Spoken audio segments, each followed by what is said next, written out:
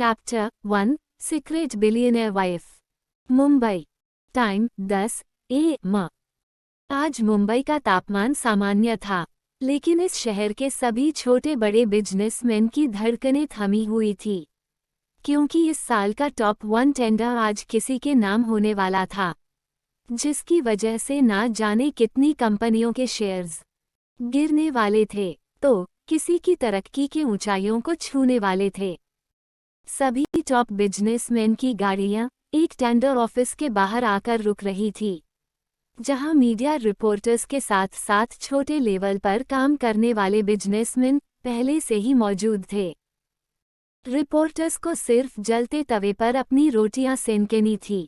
उन्हें अपने news channels की TRP बढ़ाने के लिए एक हॉट एंड लेटेस्ट न्यूज़ की तलाश थी, लेकिन छोटे स्तर के बिजनेसमैन के माथे पर पसीने की बूंदें चमक रही थी, क्योंकि आज एक टेंडर के पास होते ही उनकी किस्मत का फैसला होने वाला था।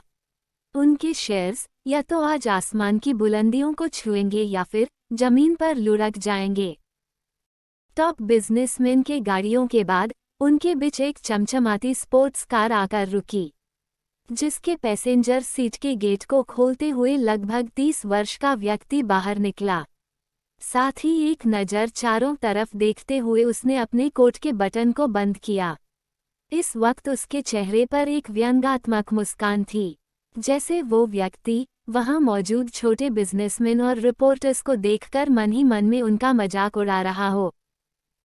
तभी ड्राइविंग सीट के गेट को खोलते हुए एक दूसरा शख्स बाहर निकला, जिसे देखते ही वहां मौजूद लोगों की आंखें चौंधिया गई थी, जैसे वो कोई धरती का चमकता सूरज हो और उसे नंगी आंखों से देखना नामुमकिन हो।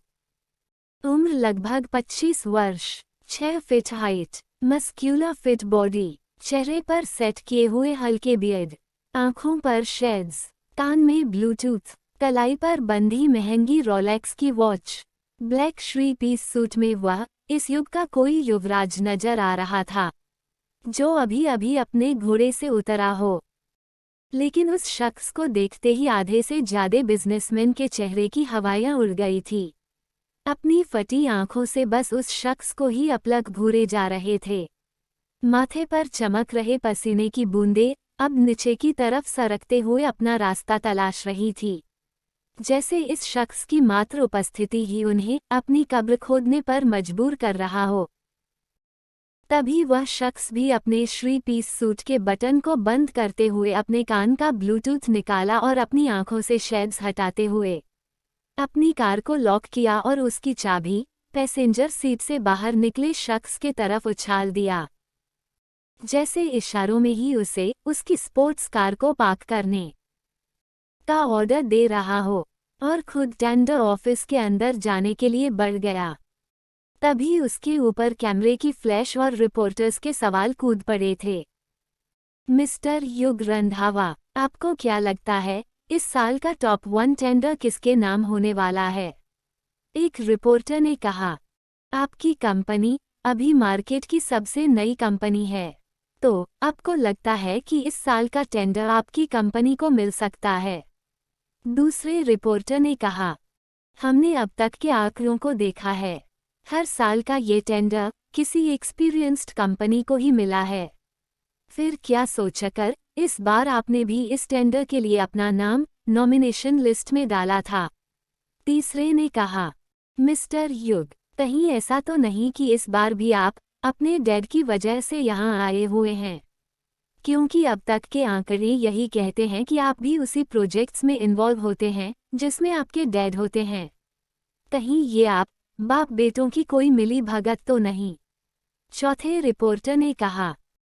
लेकिन इस सवाल के साथ ही उस शख्स के बढ़ते कदम अपनी जगह पर अटक गए थे, जिसके साथ ही माहौल में एक गुप्त सन्नाटा पसर चुका था। यहाँ तक कि आखिरी सवाल करने वाले रिपोर्टर की भी जुबान अब हकलाने लगी थी, क्योंकि अनजाने में ही सही लेकिन उससे एक गुनाह हो चुका था, जिसे वह भी तुरंत समझ गया था।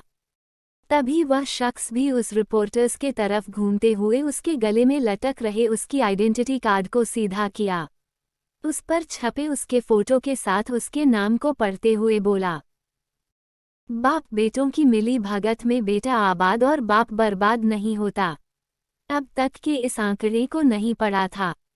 वो सर एक छू सॉरी नेक्स्ट टाइम से आंकड़ा पूरा पढ़कर आना। उस रिपोर्ट्स के आइडेंटिटी कार्ड को वापस से उसके गले में लटकते हुए छोड़कर उस शख्स ने कहा और अंदर चला गया। एक बार फिर से बिजनेसमैन के गाड़ियों का आना स्टार्ट हो गया था और उनके साथ भी रिपोर्टर्स के वही पुराने सवाल। सर आपको क्या लगता है इस बार का टेंडर किसके हाथ में आने वाला है? इस टेंडर को पाने की होड़ सभी बड़े बिजनेसमैन के अंदर रहती है, क्योंकि एक बार अगर ये टेंडर उनके हाथ लग गया फिर उन्हें एशिया के टॉप बिजनेसमैन के लिस्ट में आने से कोई नहीं रोक सकता। तो सर आपका क्या ख्याल है, क्या ये टेंडर आपकी कंपनी को भी मिल सकता है? इस बात को सत्य होने की कितने % चांसेज हैं? लेकिन रिपोर्टर्स के इन सवालों को इग्नोर करते हुए बाकी सभी बिजनेसमैन भी अंदर चले गए, क्योंकि इस वक्त उनके चेहरे के एक्सप्रेशन भी कुछ ठीक नहीं थे। कार से बाहर निकलने के बावजूद भी उनके माथे पर पसीने की बूंदें चमक रही थी। तो वही टेंडर ऑफिस के अंदर वह शख्स जिसे बाहर खड़े रिपोर्टर्स युग रंधावा के नाम से एड्रेस कर रहे थे, अपने सामने ही खड़े लगभग अपनी ही उम्र के दूसरे शख्स को देखते ही उसके कदम अपनी जगह पर रुक गए थे। Mister Dev Randhawa, nice to meet you. वैसे आपके यहाँ होने की उम्मीद नहीं थी। मुझे तो लगा था कि आज अपनी बेइज्जती करवाने खुद मिस्टर जेपी रंधावा आएंगे। It's good that he didn't come, otherwise अपनी बर्बादी का तमाशा अपनी आंखों से बर्दाश्त नहीं कर पाते।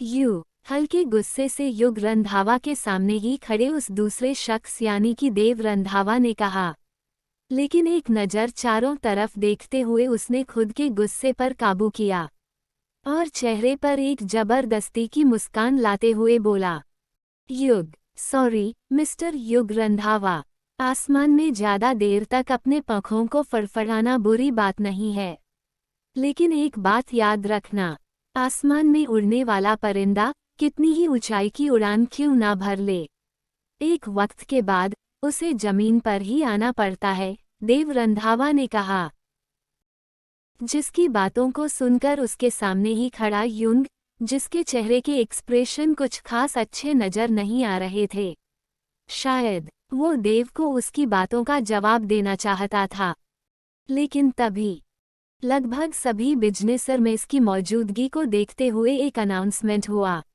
Attention everyone. We sincerely thank to all the big personalities present here. As everyone present here knows that today's the day is waiting for everyone throughout the year. Because on this day only you get an idea of your luck. When your faith itself decides your future. यहाँ मौजूद सभी बड़े हस्तियों का हम तहे दिल से शुक्रिया करते हैं। जैसा कि ये बात यहाँ मौजूद सभी जानते हैं कि आज के दिन का सभी को पूरे साल इंतज़ार रहता है, क्योंकि आज के दिन ही आपको अपनी किस्मत का अंदाजा हो जाता है, जब आपके भविष्य का फैसला खुद आपकी किस्मत करती है। So let's go without wasting much time, we give today's verdict. This year's top most tender goes to उद्धरण चिन्ह। इतना कहते हुए माहौल में अचानक से शांति फैल गई, जहां सिर्फ मौजूद लोगों के धड़कते दिलों की आवाज़ सुनाई दे रही थी। तो वही बाहर का भी माहौल कुछ ऐसा ही था। बाहर लगे डिजिटल बोर्ड पर सभी बड़े कंपनीज के नाम उनकी मार्केट वैल्यू के साथ बारी बारी से फ्लैश हो रहे थे। तभी उन्होंने देखा कि स्क्रीन पर इस वक्त सिर्फ 2 कंपनी का नाम छप चुका था। पहली रंधावा ग्रुप ऑफ इंडस्ट्रीज तो दूसरी कंपनी थी देवकी ग्रुप ऑफ इंडस्ट्रीज। वही इन दोनों कंपनीज का नाम देखते ही बाकी बिजनेसमैन का चेहरा मायूस हो चुका था, क्योंकि वो इस टेंडर को पाने की लिस्ट से बाहर हो चुके थे। इस वक्त डिस्प्ले पर भी फर्स्ट पोजीशन पर रंधावा ग्रुप ऑफ इंडस्ट्रीज का नाम देखते ही युग रंधावा के चेहरे पर एक तिरछी मुस्कान थी। तभी अपनी बातों को जारी रखते हुए अनाउंसमेंट हुआ, this year's top most tender goes to Devaki group of industries. इस अनाउंसमेंट को सुनते ही ना जाने कितने बड़े व छोटे बिजनेसमैन के दिल धक से बंद हो चुके थे। मुंह खुला रह गया था, आंखें फैलते हुए बड़ी हो चुकी थी, जिसमें एक चेहरा वहां मौजूद देव रंधावा का भी था। आगे अनाउंसमेंट हुआ, congratulations Devki group of Industries, congratulations mister Yug Randhawa, many congratulations to you on this victory, please come on stage. उद्धरण चिन्ह। इस वक्त वहां मौजूद आधे से ज्यादा लोगों का चेहरा उतर चुका था, क्योंकि युग रंधावा बिजनेस वर्ल्ड का बादशाह था। वह प्रोजेक्ट हो या कोई भी टेंडर जिस पर हाथ रखता वह उसके नाम होती जा रही थी। अभी उसे बिजनेस ज्वाइन किए हुए मात्र 4 साल हुए थे। 21 साल की ही उम्र में युग ने अपने बिजनेस को स्टार्ट किया था। अपनी मां देवकी के नाम पर उसने अपने कंपनी का नाम देवकी ग्रुप ऑफ इंडस्ट्रीज रखा था, और इन 4 सालों में ही उसने अपनी कंपनी को टॉप 10 में लाकर रख दिया था। तो वही आज इस टेंडर के मिलने के बाद उसे टॉप 1 की पोजीशन पर आने से अब कोई नहीं रोक सकता था। लेकिन उसे बिजनेस वर्ल्ड का सबसे क्रूर इंसान भी बोला जाता था, जिसकी कोई कमजोरी नहीं थी। बचपन में ही उसके सिर से उसकी मां देवकी का साया छीन गया था। बाकी बचे रिश्तों ने भी अपना मुंह फेर लिया। अगर किसी ने रिश्ते निभाए, 21 साल तक जिनके भरोसे पर उसने अपनी जिंदगी गुजारी थी, वह थे पैसे। इसलिए अब वह हर चीज को सिर्फ पैसों से तौलने लगा था। आखिर हो भी क्यों ना, जितना वह पैसे, पावर और स्टेटस को अहमियत देता था, उतना ही ये तीनों उसका साथ देते थे। दिन दुगुनी रात चौगुनी बढ़ रहे थे। साथ ही 25 वर्ष की उम्र में इतनी ज्यादा उपलब्धियां हासिल करने के बाद युग रंधावा यूथ का आइकॉन होने के साथ साथ अपने शहर का मोस्ट हैंडसम हंक भी बन चुका था, जिसका असर मुंबई की लगभग हर लड़कियों पर देखने को मिल जाया करता था। लेकिन युग रंधावा की जिंदगी में भी एक लड़की थी, उसकी गर्लफ्रेंड, जिसे वो अपना परिवार मानता था, नूपुर सोलंकी। अब तक आप लोगों ने सुना कि पूरे साल का टॉप 1 टेंडर, जिसे पाने के लिए बड़े बड़े बिजनेसमैन के बीच होड़ लगी हुई थी, लेकिन उनमें भी सिर्फ 2 कंपनी ही टॉप में अपनी जगह बना पाई थी। पहली, रंधावा ग्रुप ऑफ इंडस्ट्रीज, जिसके मालिक थे जेपी रंधावा यानी कि जयप्रकाश रंधावा, और दूसरी कंपनी थी देवकी ग्रुप ऑफ इंडस्ट्रीज, जो थी 25 वर्षीय युग रंधावा की कंपनी। लेकिन अंत में उस टेंडर को युग रंधावा ने अपने नाम कर लिया था। मात्र 4 सालों की कड़ी मेहनत में उसने खुद की कंपनी को एशिया के टॉप 10 में लाकर खड़ा कर दिया था। लेकिन आज इस टेंडर को हासिल करते ही उसे अब टॉप 1 की पोजीशन में आने से कोई नहीं रोक सकता था। बिजनेस वर्ल्ड का बादशाह कहलाने वाला युग रंधावा, जो यूथ के लिए उनका आइकॉन बन चुका था, तो गर्ल्स के लिए उनका ड्रीम बॉय, वही युग रंधावा की कोई कमजोरी नहीं थी, जिसकी आड़ में बाकी बिजनेसमैन युग रंधावा को ब्लैकमेल कर सके या फिर बिजनेस मार्केट में उसकी पोजीशन को गिरा सके। लेकिन युग रंधावा के भी जिंदगी में एक लड़की थी, जिसे वो अपनी फैमिली मानता था, नूपुर सोलंकी। रियल एस्टेट के एक बिल्डिंग के अंदर 2 BHK फ्लैट के अंदर चल रही टीवी पर इस वक्त सिर्फ युग रंधावा और उसे मिलने वाले टेंडर की न्यूज़ चल रही थी। टीवी के सामने ही एक लेडी, जिसकी उम्र लगभग 40 वर्ष होगी, उसके बगल में एक 19 साल की लड़की भी बैठी हुई थी। टीवी पर चल रही युग रंधावा के न्यूज़ को देखते हुए वह लड़की काफी एक्साइटेड नजर आ रही थी। तभी वह छोटी उम्र की लड़की अपनी जगह से खड़ी हुई और काफी तेजी के साथ एक रूम के अंदर घुस गई, जहां सामने ही बेड पर एक दूसरी लड़की सारी बातों से बेखबर गहरी नींद में सोई हुई थी, जिसे देख पहली लड़की अपने सिर पर मारते हुए आगे बेड के तरफ बढ़ गई और बेड पर सो रही दूसरी लड़की के ऊपर कूदते हुए बोली, नूपुर दी, अभी आप सो रही हो और वहां टीवी पर जीजू ने तहलका मचा रखा है। जीजू एक बार फिर से जीत गए। सोने देना यार। तन्वी, बिजनेस में ये प्रोजेक्ट्स और डील अब युग के लिए कोई बड़ी बात नहीं है। वो जिस पर भी हाथ रखेगा वो उसकी ही होगी, क्योंकि उसके पास उसकी लकी गर्ल ये नूपुर सोलंकी जो है। नींद में ही बड़बड़ाते हुए उस लड़की यानी कि नूपुर ने अपना चादर वापस से ऊपर के तरफ खींच लिया और एक बार फिर से नींद के आगोश में डूब चुकी थी। लेकिन तभी किसी ने एक बार फिर से उसके ऊपर से चादर खींच दिया था, जिसे देख नूपुर इस बार झल्लाते हुए उठकर बैठ गई। क्या यार तन्वी, चैन से सोने भी, उद्धरण चिन्ह। लेकिन सामने खड़ी उस 40 वर्षीय महिला को देखते ही नूपुर की नींद गायब हो चुकी थी। माँ, आप, कुछ काम था? हाँ, मैं तुझे बस सोने के लिए पैदा की हूँ। वहाँ तेरा वो करोड़पति बॉयफ्रेंड युग पैसे कमा रहा और तू यहाँ बस मुंगेरी लाल के सपने देखती रह। चल जल्दी से तैयार हो जा। इतना कहते हुए वह लेडी वहाँ से जाने लगी। तभी थोड़ा चौंकते हुए नूपुर ने कहा, लेकिन कहाँ? हमें जल्दी से तैयार होकर कहाँ जाना है? तेरे उस करोड़पति बॉयफ्रेंड के पास इतना कमा रहा है, कोई उसके नोटों को गिनने वाला भी तो चाहिए। मतलब ये सब भी मुझे इस मालती सोलंकी को बताना पड़ेगा।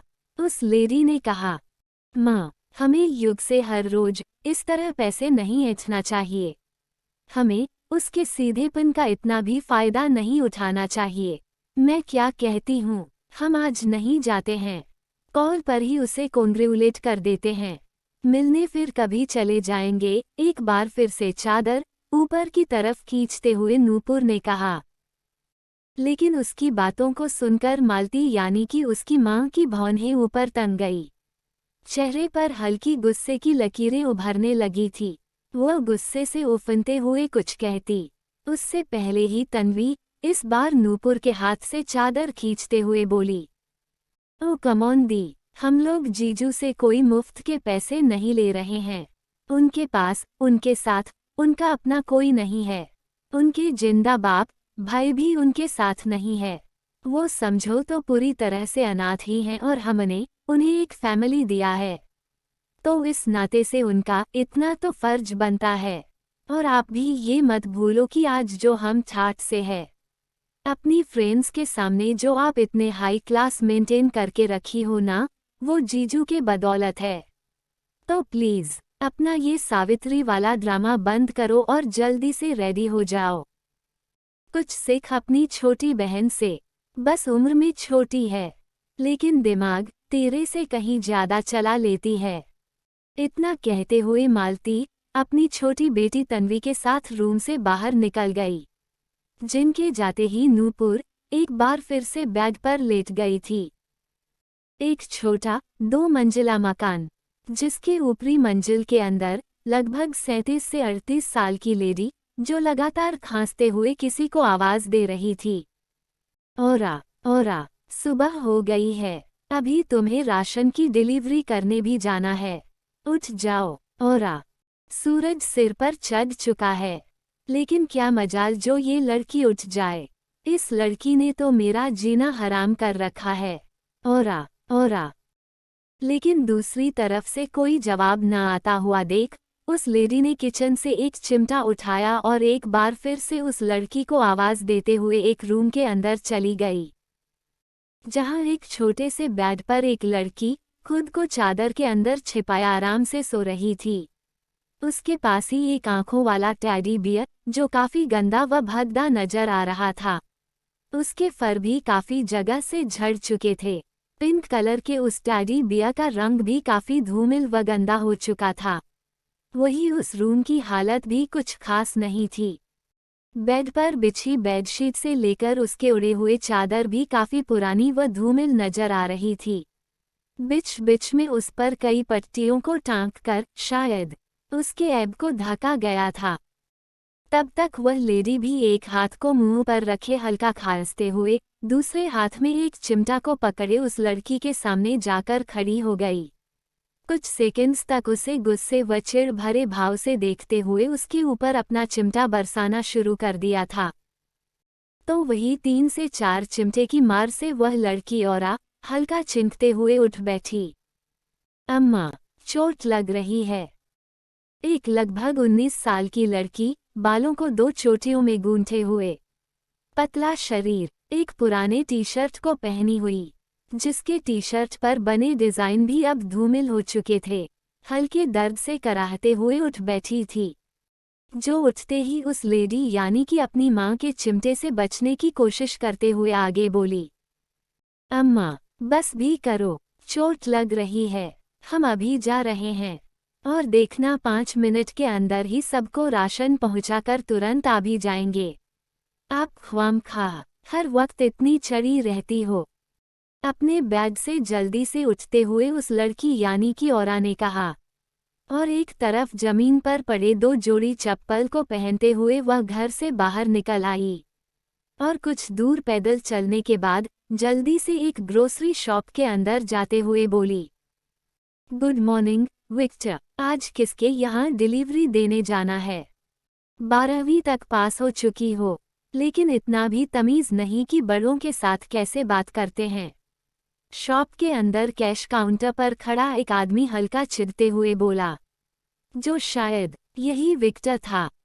लेकिन वह लड़की औरा, जो विक्टर की बातों पर बस अपनी बत्ती सी दिखाते हुए बोली, अम्मा कहती हैं, बातें कम किया कर और काम ज्यादा। अब चलो जल्दी से बताओ कि आज डिलीवरी के लिए कहाँ जाना है, क्योंकि जल्दी से वापस आकर मुझे काफ़ी तैयारियां भी करनी है। तुम कहाँ जा रही हो? एक पर्ची पर कुछ लिखते हुए विक्टर ने कहा, आज मेरी दोस्त कायरा का बर्थडे है। आज शाम वो बहुत बड़ी पार्टी दे रही है, तो वहाँ जाने के लिए तैयारियां तो करनी पड़ेगी ना। हल्का झुंझलाते हुए औरा ने कहा, कौन कायरा? वो जो उस दिन बड़ी गाड़ी में आई थी। वो तुझे कब से दोस्त बनाने लगी? मजाक अच्छा था वैसे, विक्टर ने हंसते हुए कहा और औरा के सामने एक पर्ची बढ़ाते हुए आगे बोला, सुनो, आज डिलीवरी देने तुम्हें रंधावा मेंशन जाना है, संभाल के जाना। और हाँ, वो बड़े लोग हैं, मुंबई के अमीर लोगों में से एक हैं, तो वहाँ जाकर कोई गड़बड़ मत करना। विक्टर, तुम भी ना, इसकी चिंता मत करो, डिलीवरी बिल्कुल टाइम पर और सही सलामत होगी। बस सारा सामान अपनी उस कबूतरी पर बंधवा दो, बेपरवाही ने औरा ने कहा। लेकिन उसकी बातों को सुनते ही विक्टर की भौंहें तन गई थी। तुमने सोचा भी कैसे कि मैं तुम्हें अपने जान से प्यारी कबूतरी को तुम्हें ले जाने के लिए दूंगा? इन सारे सामानों की डिलीवरी करने के लिए तुम लोकल बस ले सकती हो, 5 रुपये में पहुंच जाओगी। अब चलो, जाओ जल्दी से, नहीं तो तुम्हारी आज की पगार काट लूंगा, थोड़ा झड़पते हुए विक्टर ने कहा। तो वही औरा अपने चेहरे को लटकाए आगे बढ़ी और पेटी में बंधे सामान को उठाते हुए बाहर निकल आई। लेकिन तभी उसकी नज़र शॉप से बाहर खड़ी एक पिंक कलर के स्कूटी पर पड़ी, जिसके सामने लगे प्लेट पर सुंदर अक्षरों में कबूतरी लिखा हुआ था। तभी कुछ सोचते हुए औरा ने वापस से एक नज़र शॉप के अंदर विक्टर पर डाला, जो अपने काम में बिजी था। लेकिन उसे बिजी देख औरा के चेहरे पर एक शैतानी मुस्कान फैल गई थी और पलक झपकते ही उस स्कूटी पर सारा सामान बांधते हुए वह स्कूटी लेकर भाग निकली। युग रंधावा को टेंडर मिलने की खुशी में आज उसकी कंपनी में खुशी का माहौल था। साथ ही उनकी खुशी दोगुनी तब हुई जब उन्हें ये पता चला कि आज उनके बॉस किसी अर्जेंट काम से बाहर गए हुए हैं, जिस वजह से आज वो ऑफिस नहीं आएंगे। मतलब आज काम से उनकी छुट्टी हो गई। अभी वो इस बात का जश्न मना ही रहे थे कि तभी एक न्यूज़ ने उनकी खुशी 3 गुनी कर दी थी, जब उन्हें ये पता चला कि उनके बॉस युग रंधावा ने उनके लिए आज रात एक डिनर पार्टी की अरेंजमेंट की है। वही इस खबर को सुनते ही देवकी ग्रुप ऑफ इंडस्ट्रीज के एम्प्लॉय ऑफिस में ही अपनी तैयारियां शुरू कर दिए थे। दूसरी तरफ युग की स्पोर्ट्स कार इस वक्त एक बंगले के बाहर रुकी थी। जिसके ड्राइविंग सीट के गेट को खोलते हुए वह बाहर निकला और अपने सामने खड़े बंगले जिसके बाहर एक बोर्ड पर रंधावा मैंशन लिखा हुआ था, उसे देखते हुए युग के चेहरे के एक्सप्रेशन बदलने लगे थे, जैसे उसे उस बंगले के अंदर जाने में कोई खास दिलचस्पी ना हो, लेकिन आज मजबूरन उसे यहाँ आना पड़ा हो। एक लंबी सांस बाहर के तरफ छोड़ते हुए उसने अपने कोट के बटन को बंद किया और मेंशन के अंदर ना जाते हुए वह गार्डन एरिया के तरफ बढ़ गया, जहां पहले से ही गार्डन के बीचों-बीच रखे टेबल के पास लगभग 70 वर्षीय एक बुजुर्ग व्यक्ति बैठे हुए थे, जो अपने सामने ही रखे टेबल पर फाइल्स के कुछ पन्नों को उलट-पलट कर देख रहे थे।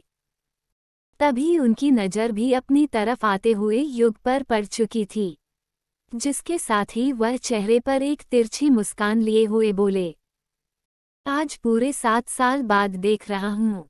ऐसे तो सिर्फ न्यूज़पेपर के पन्नों या फिर टीवी में ही तुम्हारी शक्ल देखकर काम चलाना पड़ रहा था। कहते हुए उस बुजुर्ग व्यक्ति ने युग को अपने सामने ही रखी चेयर पर बैठने का इशारा किया। दादाजी, ये बात आप भी जानते हैं कि 7 साल पहले ही मैंने अपना रिश्ता इस रंधावा परिवार से तोड़ दिया था। फिर आज इस तरह बुलाने का कारण? अगर रिश्ते मात्र कह देने से टूट जाते तो आज इंसान लोगों की भीड़ में भी अकेला नजर आता। खैर, चलो मान लिया कि तुमने रंधावा से अपने सारे रिश्ते तोड़ दिए हैं, फिर हमारे दिए हुए सरनेम को क्यों नहीं छोड़ा? आज भी तुम्हारी पहचान हम रंधावा से ही है, उस व्यक्ति ने कहा, जिसके चेहरे पर इस वक्त एक व्यंग्यात्मक मुस्कान थी। तो वही युग जिसके चेहरे पर अब एक झुंझलाहट साफ नजर आ रही थी। दादाजी, युग आगे कुछ कहता, उससे पहले ही उस व्यक्ति ने एक बार फिर से अपनी बात जारी रखते हुए आगे कहा, इस धरती पर मेरी उम्र अब लगभग पूरी हो चुकी है। ना जाने कब ऊपर वाले का बुलावा आ जाए, लेकिन जाने से पहले मैं अपनी जिम्मेदारियों से मुक्त होना चाहता हूँ। इसलिए मैं अपनी पुरखों की बनाई वसीयत को अब सबके नाम कर देना चाहता हूँ। इतना कहते हुए उस व्यक्ति ने एक फाइल युग की तरफ बढ़ा दी थी, लेकिन उस फाइल को पढ़ते ही युग चिंख उठा। मैं आपकी किसी भी शर्त को मानने के लिए तैयार नहीं हूँ। युग रंधावा, कोई भी फैसला लेने से पहले एक बार एक बिजनेसमैन के हैसियत से सोचो। अगर तुम इस शर्त को मानते हो तो तुम इकलौते रंधावा ग्रुप ऑफ इंडस्ट्रीज के 33% के हकदार होगे। और ये भी सोचना कि तुम्हारे ऐसा करने पर रंधावा ग्रुप आसमान से जमीन पर भी आ सकता है, क्योंकि तुम इस 33% के शेयर को अपनी कंपनी के साथ जोड़कर रंधावा ग्रुप को काफी पीछे छोड़ सकते हो। आगे तुम्हारा फैसला। इतना कहते हुए वह व्यक्ति शांत हो गया था, लेकिन उसके चेहरे पर मक्कारी साफ झलक रही थी, जैसे वो अपने प्लान में सक्सेस हो चुका हो। तो वही युग उस व्यक्ति यानी कि अपने दादाजी की बातों को सुनते हुए बस शांत था। तो दोस्तों, आपको कैसी लगी आज का ये एपिसोड? गाइस, ये स्टोरी बहुत ही इंटरेस्टिंग है, क्योंकि इस कहानी में आगे जाकर बहुत ही रोमांटिक सीन होने वाला है। तो गाइस, स्टोरी को पूरा एंजॉय कीजिए और इस चैनल को सब्सक्राइब भी जरूर करें।